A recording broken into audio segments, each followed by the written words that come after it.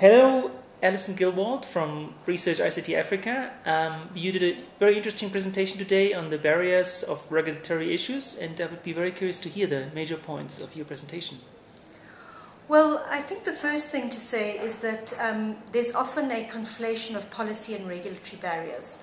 And it's really important to pull out what are the policy constraints and what are the regulatory bottlenecks, as I've called them. I think the policy constraints are often things that regulators can do nothing about.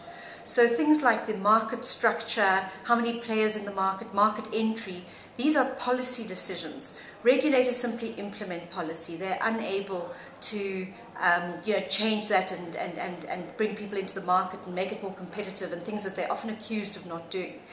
The policy constraints also relate to as I said, the market structure, but also the institutional arrangements. So the degree of autonomy that the regulator has to effectively regulate, independently of both state and industry, is another important policy factor. I think then there are a number of regulatory bottlenecks that our classical old traditional bottlenecks that we have in creating competitive markets, and these relate to things like interconnection, termination rates.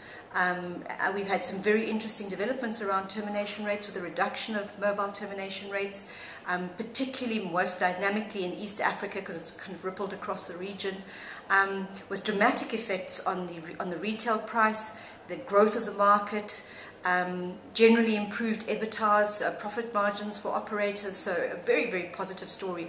And of course further catalyzed the whole mobile banking sector, which is so dynamic there too. So the policy and regulatory environment is very significant in terms of enabling the ICT sector expansion, and of course these financial services that are being delivered across ICTs. And then there are a whole new raft of regulatory areas arriving from next generation networks and convergence and the spread of content and old infrastructure regulation, which raise all the issues of net neutrality, content regulation, security and surveillance. So a whole new area that regulators also have to get on top of. Wonderful. Thank you very much.